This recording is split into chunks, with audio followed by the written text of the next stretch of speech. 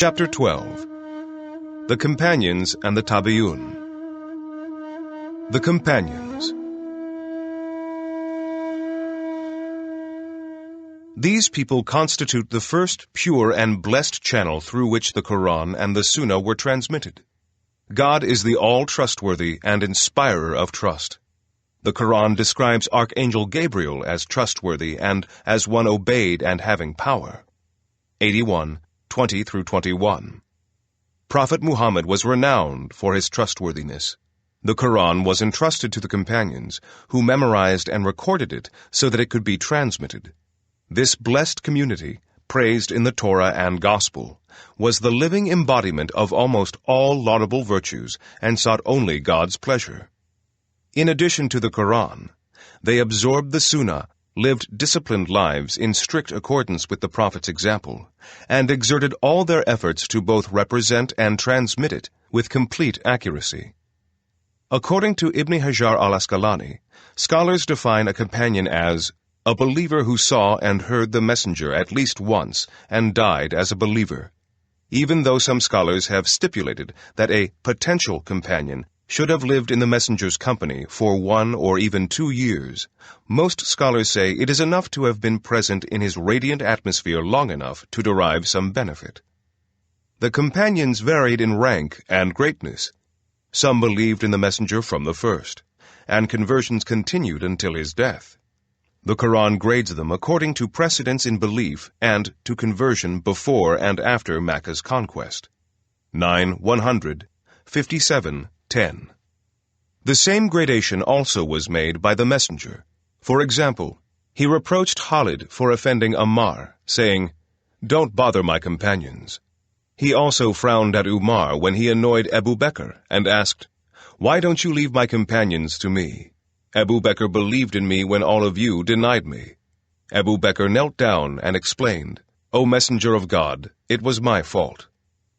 Hakim al-Nisaburi divided them into 12 ranks, and most scholars accept his ranking.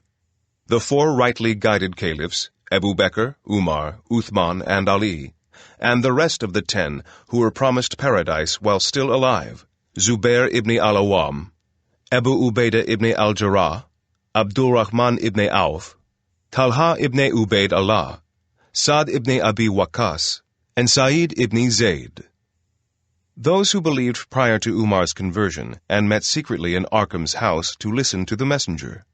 Those who migrated to Abyssinia, the helpers, and Sar, who swore their allegiance to the messenger at El-Akabe, the helpers who swore their allegiance at El-Akabe the following year, the emigrants who joined the messenger during the Hijrat before his arrival in Medina from Kuba, where he stayed for a short while, the companions who fought at Badr, those who emigrated to Medina between the Battle of Badr and the Treaty of Hudaybiyah, the companions who swore allegiance under a tree during the expedition of Hudaybiyah, those who converted and emigrated to Medina after the Treaty of Hudaybiyah, those who became Muslims after the conquest of Mecca, children who saw the messenger any time or any place after the conquest of Mecca.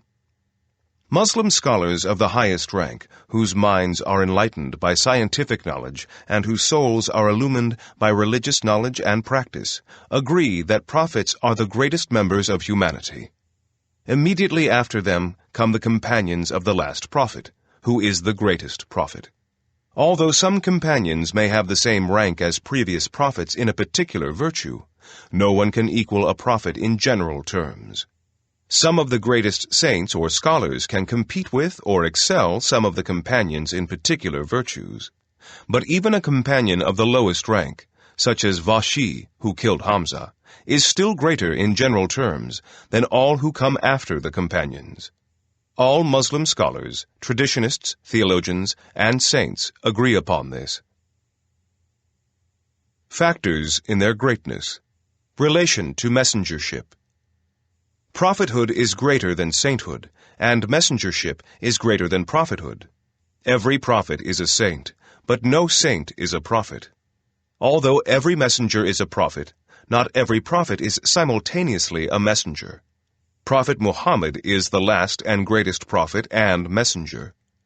The companions are related directly to his messengership and connected with him due to his messengership. All who come after the prophet, however great they may be, are connected with him on account of sainthood only. Therefore, a companion is greater than a saint to the degree that messengership is greater than sainthood. The distance between them cannot be measured. The benefits of company. Nothing can compare with the enlightenment and spiritual exhilaration gained from a prophet's actual presence or company. No amount of reading what an intellectual, especially a spiritual, master has written can benefit you as much as learning directly from a prophet. Thus, the companions, particularly those who were with him most often and from the very beginning, benefited so much that they were elevated from crude, ignorant, and savage desert people to the rank of being humanity's religious, intellectual, spiritual, and moral guides until the last day.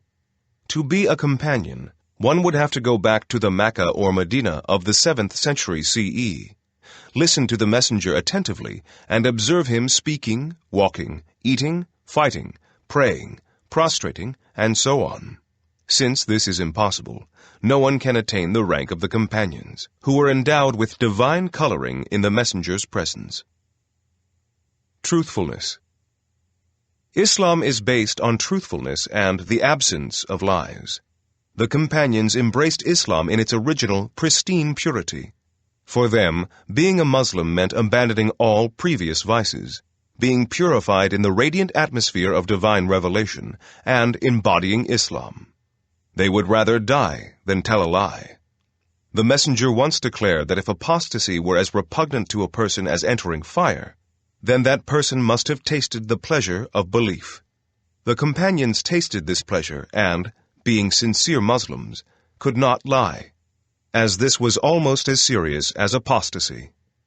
We have trouble understanding this point fully, for people in our own time regard lying and deceit as skills, and almost all virtues have been replaced by vices. The atmosphere created by revelation. The companions were honored with being the first to receive the divine messages through the prophet. Every day they were given original messages and invited to a new divine table, full of the ever-fresh fruits of paradise. Every day they experienced radical changes in their lives, were elevated closer to God's presence, and increased in belief and conviction. They found themselves in the verses of the Quran, and could learn directly whether or not God approved of their actions.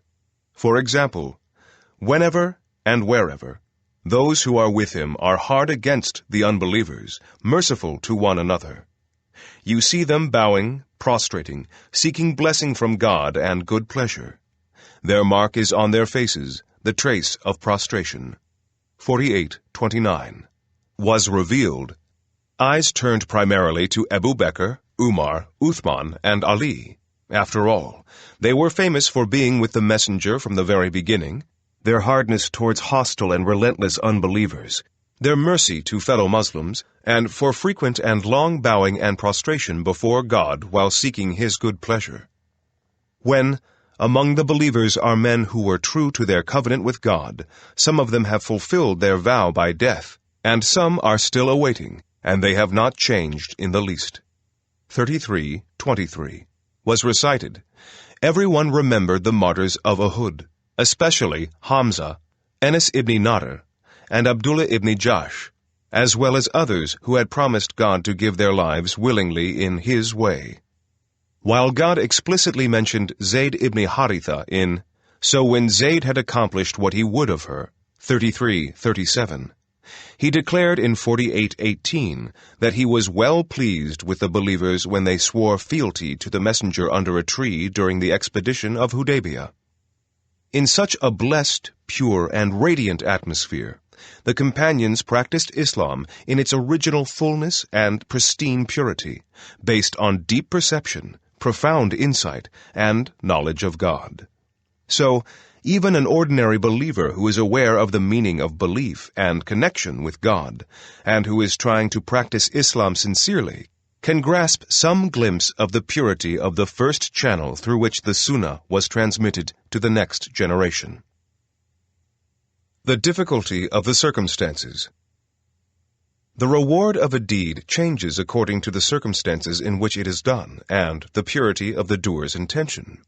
Striving in the way of God in such severe circumstances as fear, threats, and shortage of necessary equipment, and purely for His sake, is far more rewarding than the same action performed in a free and promising atmosphere. The companions accepted and defended Islam in the severest circumstances imaginable. The opposition was very inflexible and unpitying. In Muhyiddin ibn al-Arabi's Musamarat al-Abrar, Abu Bakr is reported to have told Ali after the Prophet's death that the early companions did not go out except at the risk of their lives. They always feared that a dagger would be thrust at them. Only God knows how many times they were insulted, beaten, and tortured. Those who were weak and enslaved, such as Bilal, Ammar, and Suhaib, were tortured almost to death. Young people like Sa'd ibn Abi Waqqas and Musab ibn Umair were beaten, boycotted, and imprisoned by their families. Yet none of them ever thought of recanting or opposing the messenger.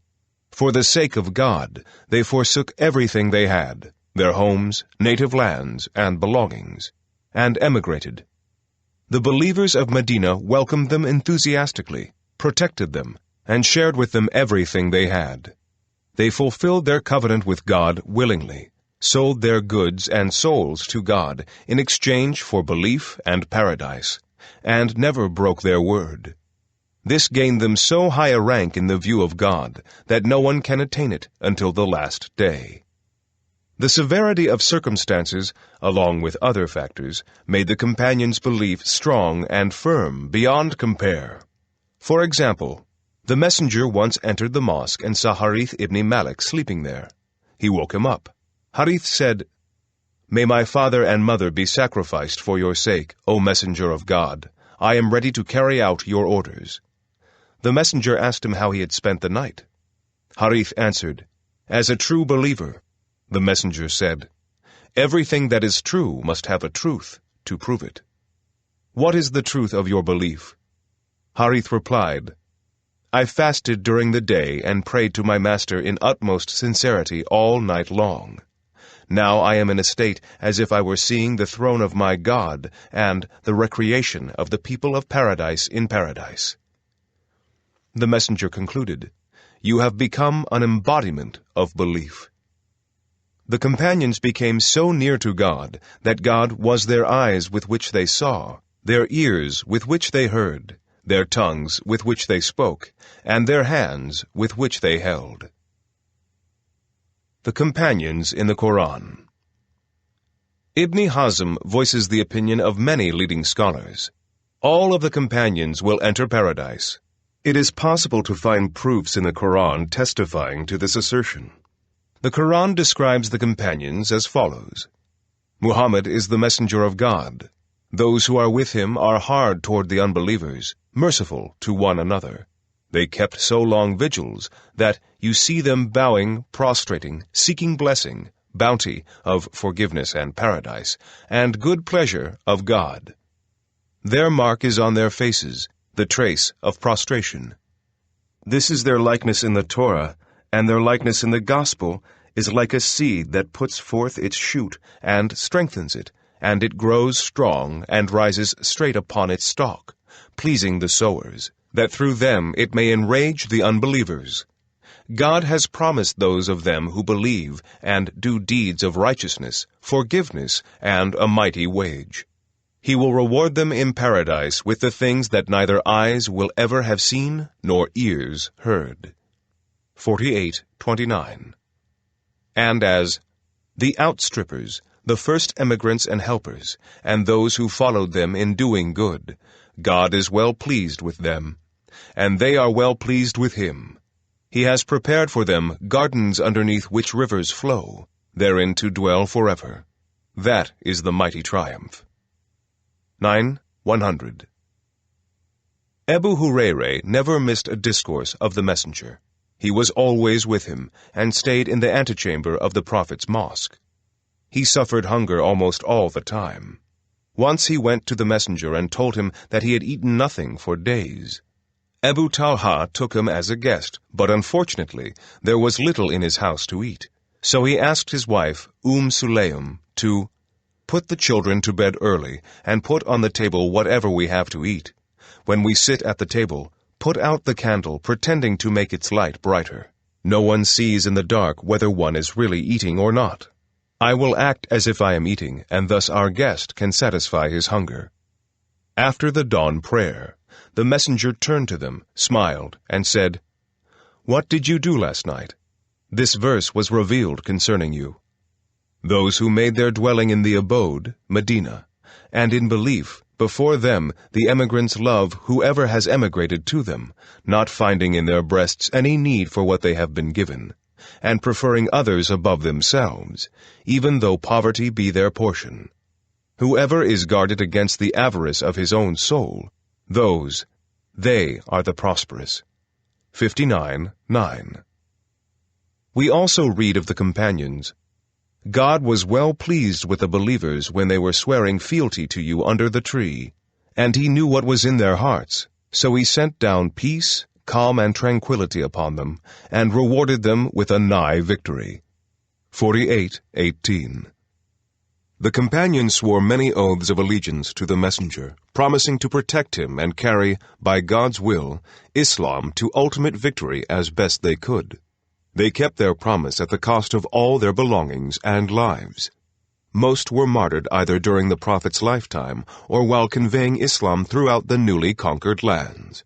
It is still possible to find in almost every part of the Muslim world tombs where several companions are buried. They also raised numerous scholars in jurisprudence, traditions, Quranic interpretation, as well as in history and the biography of the Prophet.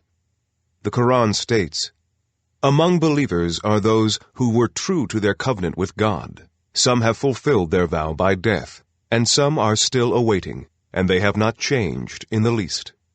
33:23. The companions in Hadith. The Prophet also praised the companions and warned Muslims not to attack or insult them.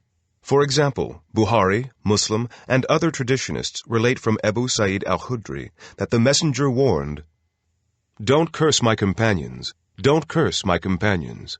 I swear by him in whose hand is my life, that even if you had as much gold as Mount Uhud and spent it in the way of God, this would not be equal in reward to a few handfuls of them or even to half of that."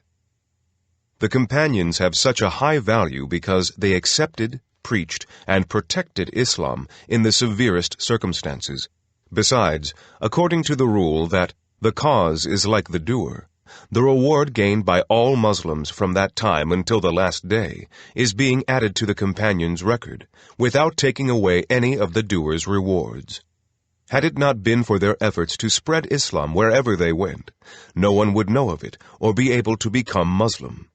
So, all Muslims after the companions should feel indebted to them and, rather than thinking of criticizing them, should pray for them. As for those who came after them, they say, "Our Lord, forgive us and our brothers who preceded us in belief, and put not into our hearts any rancor toward those who believe. Our Master, surely you are the all-gentle, the all-compassionate." 59:10. Tirmidhi and Ibn Hibban quote the warning of Abdullah ibn Mughaffal, which he heard from the messenger, O God, refrain from using bad language about my companions. O God, refrain from using bad language about my companions. Don't make them the target of your attacks after me. Whoever loves them on account of his love of me. Whoever hates them on account of his hatred of me. Whoever hurts them hurts me. Whoever hurts me hurts God. Imam Muslim relates in his Sahih that the messenger declared, "Stars are means of security for the heaven. When they are scattered, what was promised for heaven befalls it. I am the means of security for my companions. When I leave the world, what was promised for my companions will befall them. My companions are means of security for my nation. When they leave the world, what was promised for my nation will befall it." As recorded in Bukhari, Muslim, and other authentic books of tradition, the messenger declared, "The best people are those living in my time. Then come those who follow them, and then come those who follow them. Those will be followed by a generation whose witness is sometimes true, sometimes false. The time of the companions and the 2 succeeding generations was the time of truthfulness. People of great righteousness and exacting scholars appeared during these first 3 generations. Later generations contained many who lied and perjured themselves to reinforce false beliefs or attain worldly aims. It was natural for liars and members of heterodox sects, as it is for biased Orientalists and their Muslim followers, to lie about the companions and the pure imams of the 2 generations succeeding them, as they were strongholds of Islam and strengthened its pillars. Abu Nuaym quotes Abdullah ibn Umar as saying, "Whoever desires to follow a straight path should follow the path of those who passed away, the companions of Muhammad.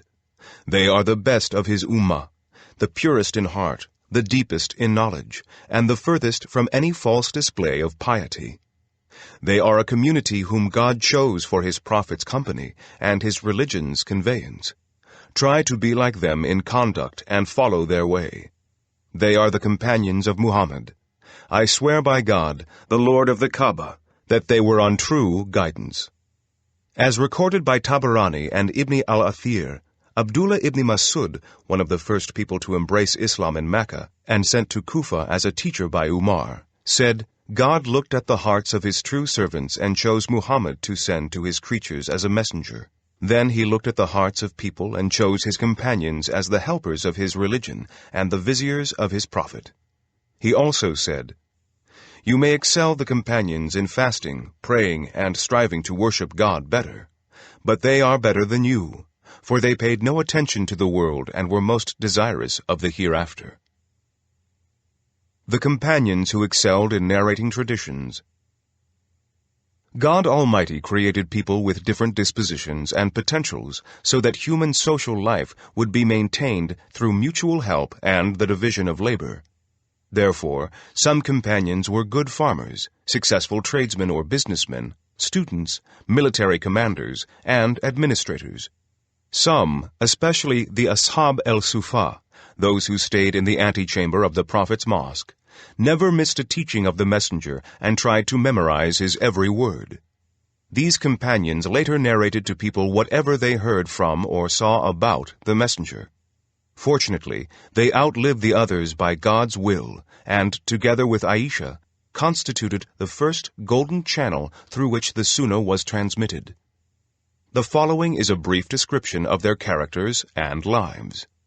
Abu Hurairah was from the Yemeni tribe of Dawes.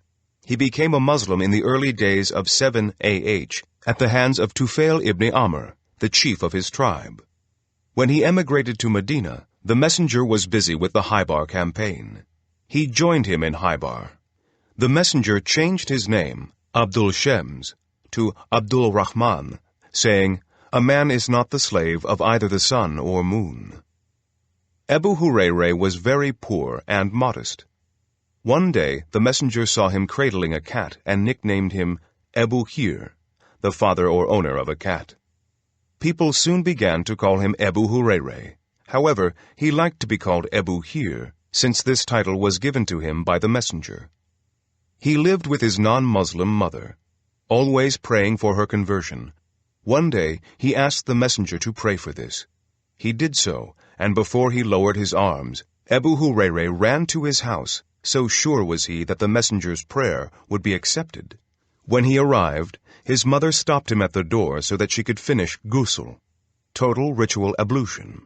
She then opened the door and declared her conversion. After this, Abu Hurairah requested the messenger to pray that believers should love him and his mother. The messenger did so. Therefore, love of Abu Hurairah is a mark of belief. This companion had an extraordinarily keen memory. He slept the first third of night, prayed and did his daily supererogatory recitations in the second third, and went over the traditions he had memorized in order never to forget them in the last third. He memorized more than 5,000 traditions. He never missed a discourse of the messenger, sought to learn his traditions, and was a lover of knowledge.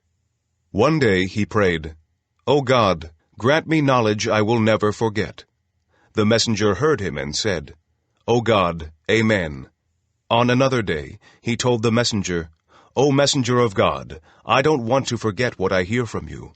The messenger asked him to take off his cloak and spread it on the ground. The messenger then prayed and emptied his hands onto the cloak as if filling them with something from the unseen. He ordered Abu Hurairah to fold up the cloak and hold it to his breast. After narrating this incident, Abu Hurairah used to say, "I folded it up and held it to my breast. I swear by God that since then I have not forgotten anything I heard from the messenger." Abu Hurairah paid no heed to the world. He usually fasted 3 or 4 days successively because of poverty. Sometimes he writhed with hunger on the ground and said to those passing by, "Istakratuka," which has a double meaning. "Will you not recite to me some Quran?" and "Will you not feed me?" Ja'far Tayyar understood him better than anybody else and took him as a guest. Abu Hurairah patiently endured such hardship for the sake of hadith. To those who sometimes warned him that he was narrating too many traditions, he replied sincerely, "While my emigrant brothers were busy in the bazaar and my helper brothers with farming, I tried to keep my soul and body together to keep company with the messenger." Sometimes he said, "Were it not for the verse, those who conceal the clear signs and the guidance that we have sent down, after we have shown them clearly in the book, they shall be cursed by God and by those who have any authority to curse." 2:159. I would narrate nothing.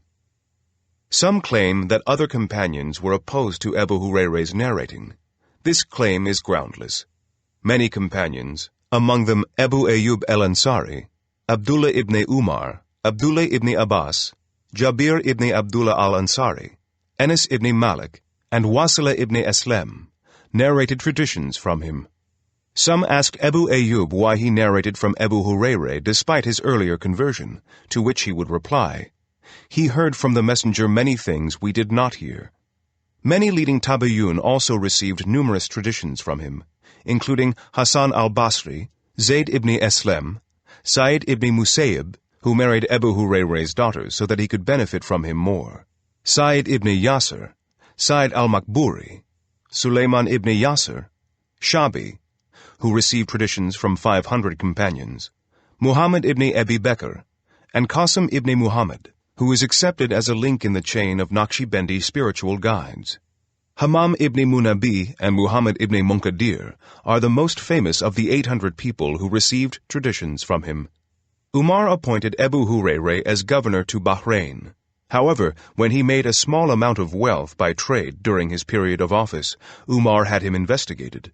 Although he was found innocent and requested to return to office, Abu Hurairah declined, saying, "That is enough for me as a governor." Abu Hurairah, despite claims to the contrary by such Orientalists as Goldziher and their Muslim followers like Ahmed Amin, Abu Raya, and Ali Abdul Razak, was never anti-Ali and pro-Umayyad. He should have supported Ali in the internal conflicts so that sedition would be crushed, but chose to remain neutral, for seditions will appear during which the one who sits silent is better than the one who stands to participate. The one who stands is better than him who walks to participate, and the one who walks is better than him who runs in them. This hadith might not have been related to the internal conflicts during Ali's caliphate, but Abu Hurairah thought that it was, and so remained neutral. Abu Hurairah opposed the Umayyad government. He once stood in front of Marwan ibn Hakem and narrated the hadith, "The destruction of my community will be in the hands of a few callow young men from the Quraysh." Marwan responded, "May God's curse be upon them," pretending not to understand who was meant. Abu Hurairah added, "If you like, I can inform you of their names and characteristics." He was frequently heard to pray, "O God, don't make me live until the 60th year." This supplication was so famous that whoever saw Abu Hurairah recalled it. He had heard from the messenger that some inexperienced, sinful young men would begin to rule the Muslims in 60 AH. He died in 59 AH, and Yazid succeeded his father Muawiyah 1 year later. There is no proof that Aisha was opposed to Abu Hurairah's narrating. Both Aisha and Abu Hurairah lived long lives and, except for the following incident, she never criticized his narrations. Once, when he was narrating traditions near her room while she was praying, she finished her prayer and came out, only to find that he had left. She remarked, "The messenger's traditions should not be narrated in this way, one after another," meaning that they should be narrated slowly and distinctly so that the listeners could understand and memorize them. Some claim that Imam Abu Hanifa said, "I don't take the opinions of 3 companions as evidence in jurisprudence. Abu Hurairah is one of them." This is simply a lie. Alema ibn Humam, one of the greatest Hanafi jurists, regarded Abu Hurairah as a significant jurist. Besides, there is nothing to prove that Abu Hanifa said that. Abu Hurairah narrated more than 5,000 traditions. When gathered together, they make perhaps a volume 1.5 times as long as the Quran. Many people have memorized the Quran in 6 months or even quicker. Abu Hurairah had a very keen memory and spent 4 years with the Messenger, who prayed for the strength of Abu Hurairah's memory. It would be tantamount to accusing Abu Hurairah of deficient intelligence to claim that he could not have memorized so many traditions. In addition, all of the traditions he narrated were not directly from the Messenger. As leading companions like Abu Bakr, Umar, Ubay ibn Ka'b, Aisha, and Abu Ayyub al-Ansari narrated from him, he also received traditions from them. While Abu Hurairah was narrating traditions in the presence of Marwan ibn Hakem at different times, the latter had his secretary record them secretly. Some time later, he asked Abu Hurairah to repeat the traditions he had narrated to him earlier. Abu Hurairah began, "In the name of God, the All-Merciful, the All-Compassionate," and narrated the same traditions with exactly the same wording. So there is no reason to criticize him for narrating so many prophetic traditions. Abdullah ibn Abbas was born 4 or 5 years before the Hijrah. He had a keen intelligence and memory, and was an inspired man. The Messenger prayed for him, "O God, make him perceptive and well-versed in the religion, and teach him the hidden truths of the Quran." During his lifetime, he came to be known as the great scholar of the Ummah, the Si, one very profound in knowledge, or the translator, clarifier of the Quran. He was a very handsome, tall man, endowed with great eloquence. His memory was such that he memorized an 80-couplet poem by Amr ibn Rabia at one reading. Besides his profound knowledge of Quranic interpretation, tradition, and jurisprudence, he also was well-versed in literature, particularly in pre-Islamic poetry. In his tafsir, Ibn Jarir al-Tabari relates either a couplet or verse from him in connection with the interpretation of almost each Quranic verse. He was greatly loved by the companions. Despite his youth, Umar appointed him to his advisory council, which consisted of elder companions. When asked why he had done this, Umar tested their level of understanding of the Quran. He asked them to explain, "When comes the help of God and victory, and you see men entering God's religion in throngs, then proclaim the praise of your Lord and seek his forgiveness, for he is oft returning, in grace and mercy." 110, 1-3. The elders answered, "It orders the Prophet to praise God and seek his forgiveness when he sees people entering Islam in throngs after the help of God and victory came." Umar was not satisfied, and so asked Ibn Abbas the same question. He replied, "This surah implies that the death of the messenger is near, for when people enter Islam in throngs, it means that the mission of messengership has ended." Umar turned to the council and explained, "That's why I include him among you." Ibn Abbas was famous for his deep insight, profound learning, keen memory, high intelligence, perceptiveness, and modesty. When he entered a gathering place, people would stand in respect for him. This made him so uncomfortable that he told them, "Please, for the sake of the help and shelter you gave the Prophet and the emigrants, don't stand for me." Although one of the most knowledgeable Muslims, he showed great respect to scholars. For example, he helped Zayd ibn Thabit mount his horse by holding the stirrup steady, and explained, "We have been told to behave like this toward our scholars." In return, Zayd kissed his hand without his approval and remarked, We have been told to behave like this toward the messenger's relatives. As noted above, Ibn Abbas did not like people to stand for him to show respect. However, when he was buried, something occurred that was as if the dead had stood in respect for him, and the spirit beings welcomed him. A voice was heard from beneath the grave. "O soul at peace, return unto your Lord, well-pleased, well-pleasing. Enter among my servants, enter my paradise." 89:27-30. Ibn Abbas brought up many scholars in every branch of religious knowledge. The Maccan school of jurisprudence was founded by him. Such leading Tabi'un scholars as Sa'id ibn Jubair, Mujahid ibn Jabr, and Ikrimah acknowledged, "Ibn Abbas taught us whatever we know." He narrated about 1,600 traditions.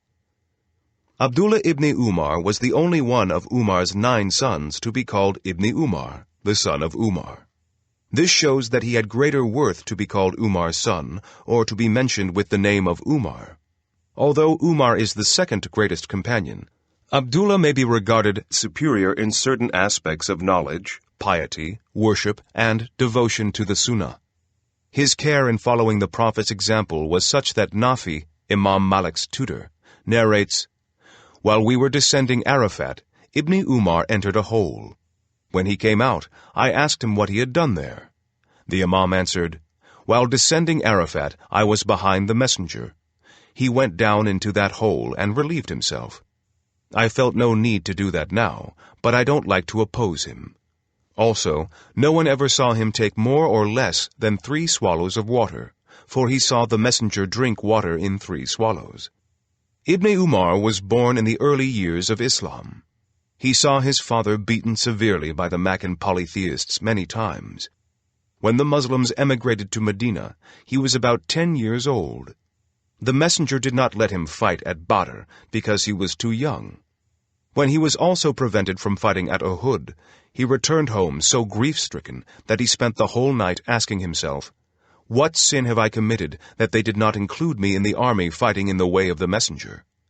Ibn Halikan relates from Shabi, "Once in their youth, Abdullah ibn Zubair, his brother Musab ibn Zubair, Abdul Malik ibn Marwan, and Abdullah ibn Umar were sitting near the Kaaba. They thought that each should ask God for something special in the hope that the prayer would be accepted. Ibn Zubair prayed, 'O God, for the sake of your grandeur, honor, and majesty, make me a ruler in Hejaz.' Musab stretched out his arms and prayed, 'O God, for the sake of your honor, majesty, and grandeur, of your throne and seat, make me a ruler in Iraq.' Abd al-Malik raised his hands and prayed, 'O God, I ask you to make me a ruler over all the Muslims and secure through me Muslim unity even at the cost of some lives.' When Abdullah prayed, he asked, 'O God, don't take my soul before you guarantee paradise for me.' The prayers of the first 3 were accepted. Abdullah ibn Zubair ruled for a while in Hejaz and was eventually martyred by Hajjaj the tyrant, the notorious Umayyad governor. Musab ruled in Iraq for a short time.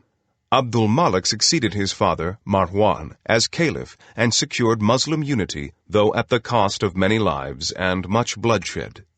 As for Ibn Umar, Imam Shabi remarks, "Whether the Imam's prayer was accepted or not will be clear in the hereafter." Shabi knew something. Ibn Umar never opposed the Prophet's descendants or supported the Umayyads. Hajjaj was afraid of him. Once, Hajjaj gave a sermon before the noon prayer that was so long that the noon prayer's time was almost over. Ibn Umar warned him, "O governor, time is passing without waiting for you to finish your sermon." Hajjaj was full of rancor and enmity for Ibn Umar. Finally, during a pilgrimage, he found someone to prick Ibn Umar's heel with a poisonous spear while he was in pilgrim attire. The poison eventually killed him. Abdullah ibn Masud, one of the first 5 or 6 people to embrace Islam, also narrated a considerable number of traditions. As a youth, he tended the flocks of such Qurayshi leaders as Abu Jahil and Uqba ibn Abi Mu'ayt. After his conversion, he would no longer be separated from the messenger. He entered the Prophet's house without asking to do so, and so frequently that people thought he was a family member.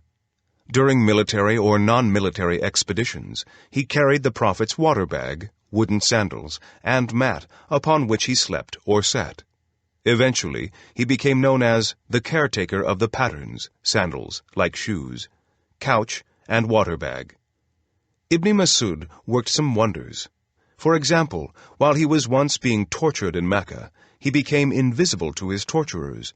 The messenger called him the son of the mother of a slave, and advised his companions, "Whoever wants to recite the Quran as if it were being revealed for the first time, let him recite it according to the recitation of the son of the mother of a slave."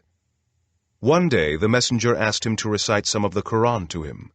Ibn Masud excused himself. "O messenger of God, shall I recite it to you while the Quran is being revealed to you?" However, the messenger insisted. "I would prefer to hear it from others." Ibn Masud began to recite Surah Al-Nisa.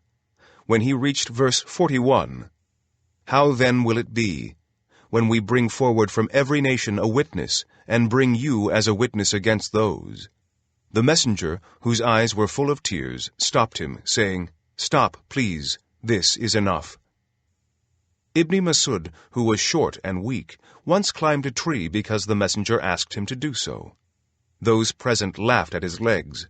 The messenger warned them, saying, "Those legs will weigh more than Mount Uhud according to the measure of the hereafter in the other world."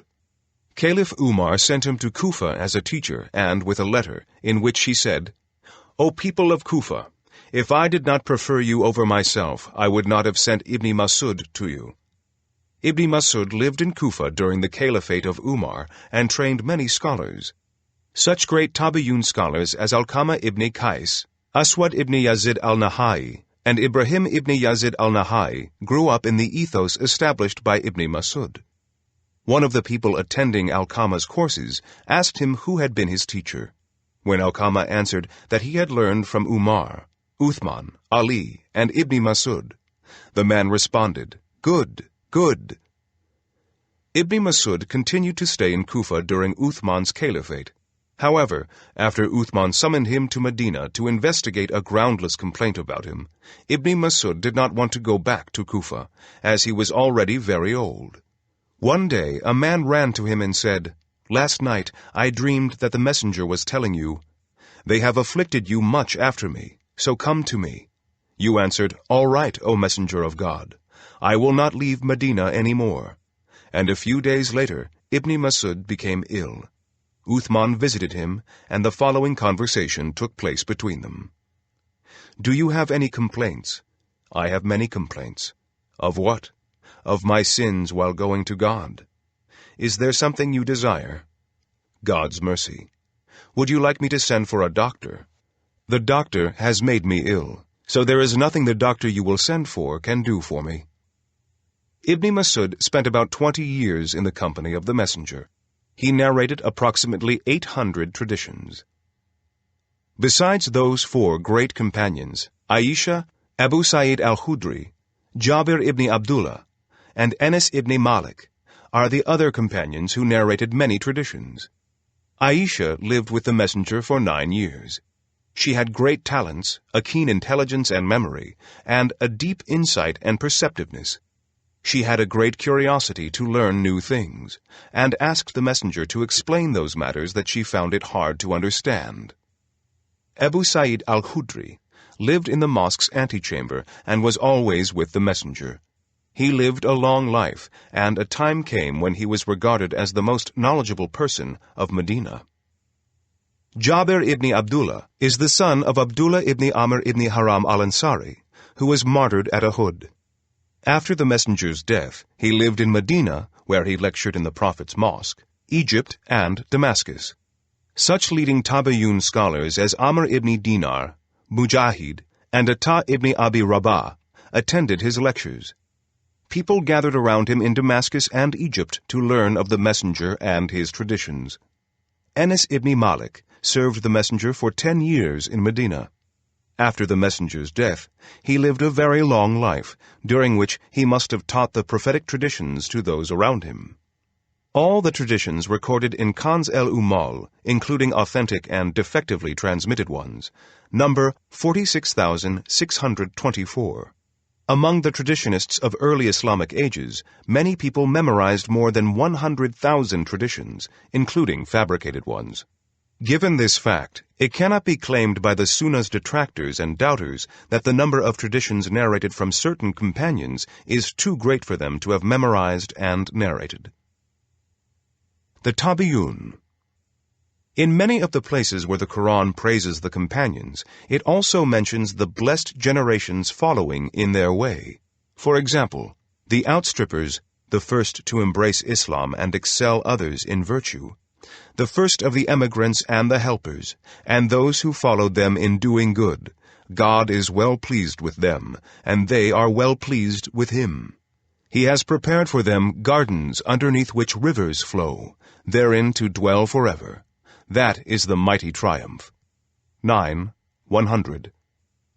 The Tabi'un, first of all, must be among those praised together with the companions. Like them, they were well pleased with God regardless of whether He sent them good or bad, blessing or misfortune. Conscious of their servanthood before God, they worshipped Him in deep respect and reverence. Like the companions, they loved Him deeply and trusted Him completely. The messenger praised them, saying, "Good tidings for those who have seen me and believed in me, and good tidings for those who see those who saw me." The Tabi'un followed in the companions' footsteps and showed them due respect.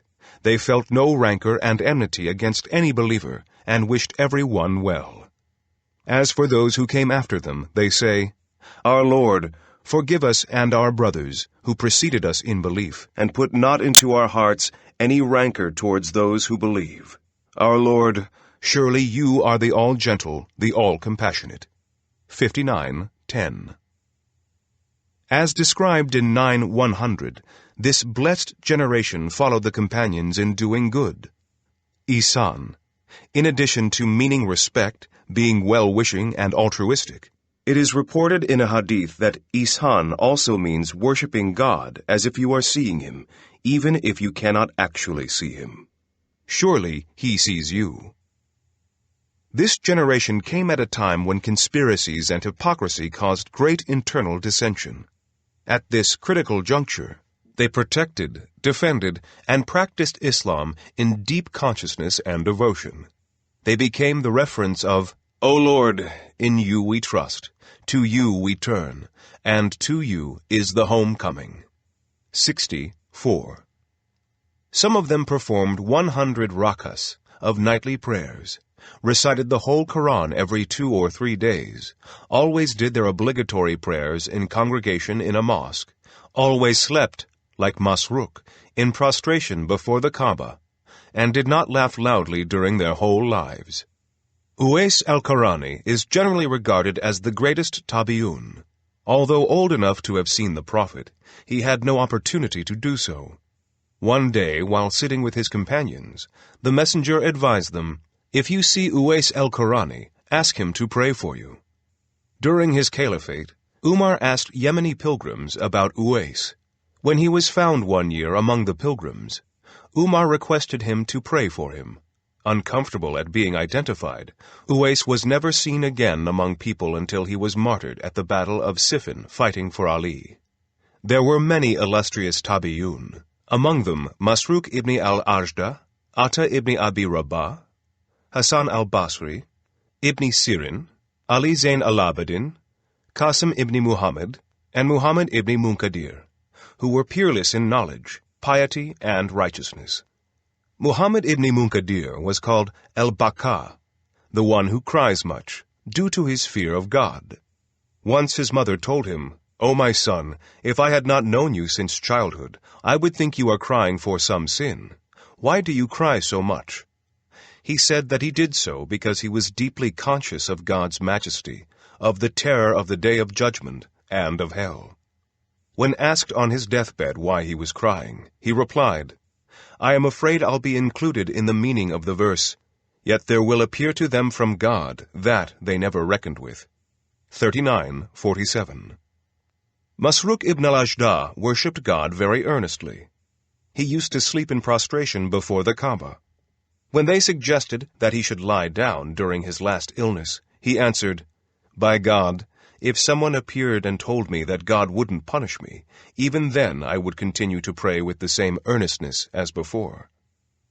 He did so because he was following the Prophet, who, when asked by Aisha why he tired himself so much with praying, answered, "Shall I not be a thankful servant?"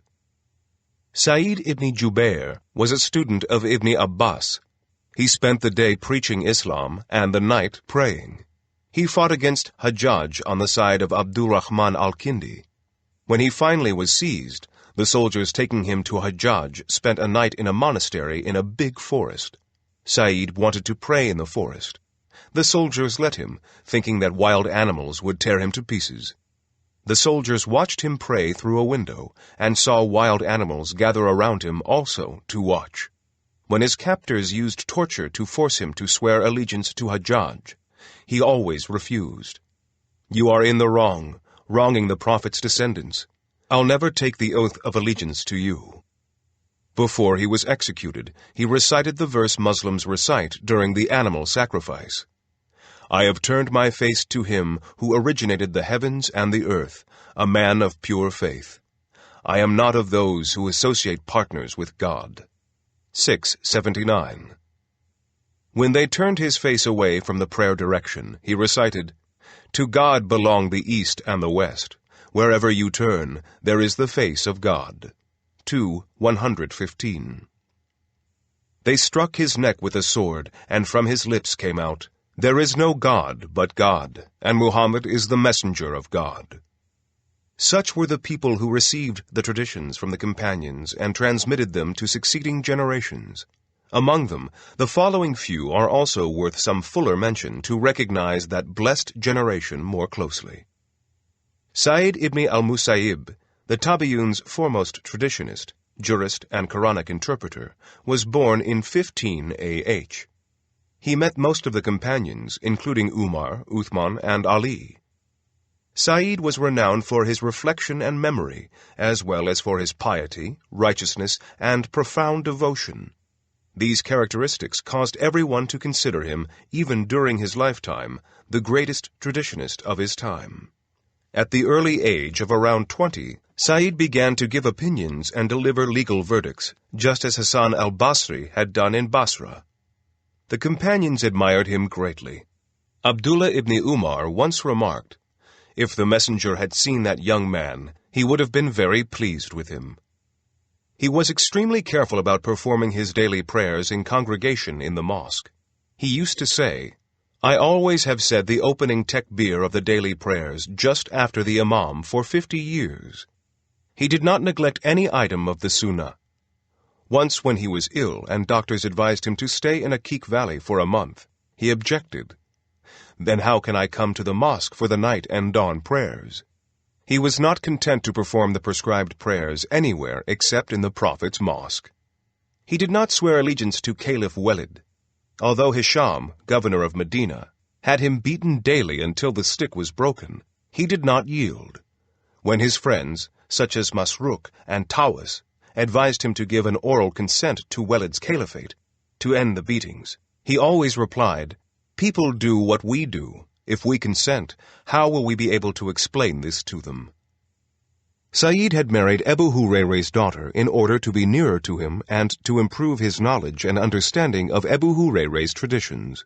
When Caliph Abdul Malik appealed to him that his son Hisham be allowed to marry Sa'id's daughter, he refused and, in the face of increasing pressure and threats, offered her to Ibn Abi Wada, who stayed in the madrasa. Imam Shafi considered all of Sa'id's traditions unquestionably authentic, even if the companion from whom he had received it was not mentioned. This means that for Imam Shafi, Sa'id was of the same rank as the companions in knowledge and narration of the prophetic traditions.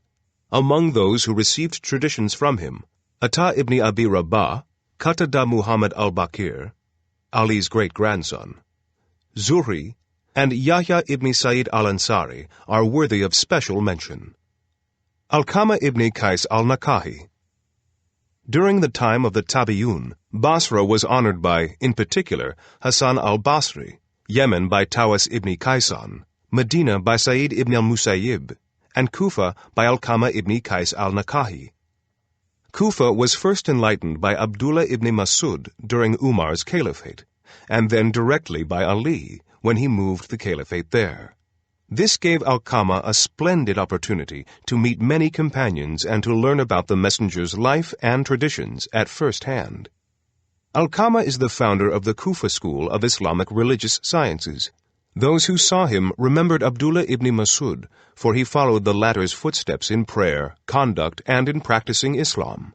Amr ibn Shurabil, among the great scholars who narrated traditions from Alqama, frequently suggested to those near him, "Let's go to the one who resembles Ibn Masud the most in conduct and attitudes." Ibn Masud represented the messenger wholly. As the messenger desired to listen to Ibn Masud recite the Quran, so Ibn Masud liked to listen to Alqama. Imam Abu Hanifa, generally accepted as the greatest Muslim jurist, and a man famous for his piety and austerity, admired Alqama so much that he would say, "Alqama is probably more profound in knowledge of tradition and jurisprudence than some companions." One day, someone came to Alqama and insulted him greatly. The illustrious scholar showed no indignation and, after the man had finished, recited the verse, "Those who hurt believing men and believing women, without their having earned it, have laid upon themselves calumny and manifest sin." 33:58. The man retorted, "Are you a believer?" Alqama answered humbly, "I hope so." Alqama struggled with falsehood in his time, and did not obey the misguided Umayyad administrators. As he received traditions from hundreds of companions, many leading figures among his own and succeeding generations narrated from him. Alqama brought up the most illustrious scholars of the Kufan school, people such as Aswad ibn Yazid al-Nakahi, Ibrahim al-Nakahi, and Hamad ibn Abi Sulaiman, and provided Kufa with a propitious ethos for bringing up Sufyan al-Thawri, Abu Hanifa, and many others. Urwa ibn Zubair ibn al-Awwam's father was one of the 10 for whom paradise was promised while alive. Urwa's grandmother was Safiya, the Prophet's paternal aunt, and his mother was Esma binte Abu Bakr, who spent much of her life with Aisha. Urwa can be considered a student of his aunt Aisha. He also was taught by Sa'id ibn al-Musayyib, who was 7 or 8 years his senior. Urwa was one of the 7 greatest jurists of his time. He transmitted most of the traditions narrated by Aisha. He also received traditions from Ali, Umar, Ibn Abbas, Abu Ayyub al-Ansari, and many other companions. Many illustrious figures of succeeding generations, among them Qatada ibn Diyameh, Ibn Shihab al-Zuhri, Yahya ibn Sa'id al-Ansari, and Zayd ibn Aslam, narrated from him. Like his contemporaries, Urwa was extremely pious. For example, one of his feet became infected with gangrene, and he had to have it amputated. While it was being amputated with a saw, he did not complain, but only said, "We have encountered weariness from this journey of ours." 1862. When one of his 4 sons died some time later, he stretched his arms before the Kaaba and glorified God, saying, "O God, you gave me 4 limbs, 2 arms, and 2 legs, and 4 sons. You have taken one from both groups, and left to me the remaining 3. Many thousands of thanks to you." Urwa was certainly included in the meaning of, "God is well pleased with them, and they are well pleased with him." 98:8. Muhammad ibn Muslim ibn Shihab al-Zuhri, known as Ibn Shihab al-Zuhri, narrated 1/4 of the prophetic traditions coming from the Tabi'un. His father, Muslim, had struggled against the Umayyads, particularly Hajjaj. As a result, the Umayyad government usually kept him under surveillance. He did not, as alleged, support the Umayyads. Like others honored by God as the most reliable narrators of the prophetic traditions, Ibn Shihab al-Zuhri had an extraordinarily keen memory. He memorized the Quran before he was 7 years old. It took him only 8 days. When he was 18 years old, he began to practice ijtihad, ruling on Islamic religious or legal matters based on principles laid down in the Quran and Sunnah. He forgot nothing. "I have betrayed nothing that God put in my heart as a trust." Ibn Shihab al-Zuhri received his first education from Sa'id ibn al-Musayyib, who taught him for 8 years. He was also taught by Ubaidullah ibn Abdullah ibn Utbay, one of the 7 leading jurists of the time. His life was wholly dedicated to hadith. I shuttled between Hijaz and Damascus for 40 years for the sake of hadith. Some accuse him of flattering the Umayyads. This lie is contradicted by historical facts. It is true that he tutored Caliph Hisham's sons. However, this is not a fault, and does not mean that he supported the Umayyads. He should, in fact, be praised for trying to guide the future rulers of the Muslim community to truth. In his first meeting with Ibn Shihab al-Zuhri, Caliph Abdul Malik reminded him that his father had supported Abdullah ibn Zubayr in his dispute with the Umayyads for many years, but Ibn Shihab al-Zuhri never feared to speak the truth to the Umayyad rulers. Some Umayyads alleged that Ali was referred to in, "As for him among them who took upon himself the greater part of it, a mighty chastisement awaits him. Coming after, those who came with slander are a band of you. Do not reckon it evil for you. Rather, it is good for you. Every man of them shall have the sin that he has earned charged to him." 24:11. This verse was revealed on the occasion of the slander against Aisha. This was, of course, a great lie against Ali. Ibn Shihab al-Zuhri openly stated in the Umayyad court that this verse refers to Abdullah ibn Ubay ibn Salul, leader of Medina's hypocrites. When the caliph frowned, Ibn Shihab al-Zuhri retorted, "May you be left without a father. I swear by God that if a herald were to announce from heaven that God allows lying, I would not lie at all." Although Ibn Shihab al-Zuhri defended Ali to the Umayyads, he was accused of fabricating pro-Umayyad traditions by Yaqubi, a Shiite historian. Abu Ja'far el-Iskafi, another Shiite historian, made the same claim against Abu Hurairah. According to Yaqubi's false account, Caliph Abdul Malik had Jerusalem's Masjid al-Aqsa repaired to encourage the Muslims to circumambulate it instead of the Kaaba. He asked Ibn Shihab al-Zuhri to fabricate a tradition to that effect, which, it was claimed, he did. It is not worth traveling for prayer except to the 3 mosques, Masjid al-Haram, Masjid al-Aqsa, and my masjid here in Medina. Earlier in this book, I argued in favor of this tradition's authenticity. In fact, Yaqubi laid himself open to ridicule through such an unreasonable account, for no Jewish, Christian, or Islamic history book has recorded that Masjid al-Aqsa has been circumambulated as the Kaaba is. The Quran extols it and the Muslims therefore revere it. It does not need a fabricated tradition to secure this reverence. Caliph Abdul Malik, Caliph Umar, Nur al-Din al-Zengi, and Salahuddin al-Ayyubi all had it repaired. Ibn Shihab al-Zuhri could not have met Abdul Malik during his reign and fabricated a hadith for him at a time when his own father, along with Abdullah ibn Zubayr, was fighting against the caliph. Ibn Shihab al-Zuhri was not a famous traditionist at this time. He only began to compile the traditions in a formal manner during the caliphate of Umar ibn Abdul Aziz. Abdul Malik was not the sort of man to attempt such an absurd fraud. Before his caliphate, he was very pious, an authority on traditions, and well acquainted with the scholars of his generation. Although he did not succeed as caliph in retaining his former reputation among scholars for piety, he could not have lowered himself so far to fabricate a hadith. Despite its absurdity, Goldziher used Yaqubi's account to defame Ibn Shihab al-Zuhri, the first formal compiler of the traditions and a narrator of 1/4 of them. Modern researchers in the Muslim world, such as Ahmed Amin, Ali Hassan, Abdul Qadir, and Abu Raya, who are spokesmen for the Orientalists, repeat the same claims. The science of hadith is founded on the most secure and sound pillars, and its original sources are there for anyone who wants to study them. Goldziher and his followers, on the other hand, base themselves on folkloric and poetical books, such as Igd al-Farid and al-Akani, songs, and on books dealing with animals, like Kitab el-Hayawan. These books, and all similar ones, have nothing to do with hadith and have no scientific approach. Ibn Shihab al-Zuhri is one of the greatest hadith authorities.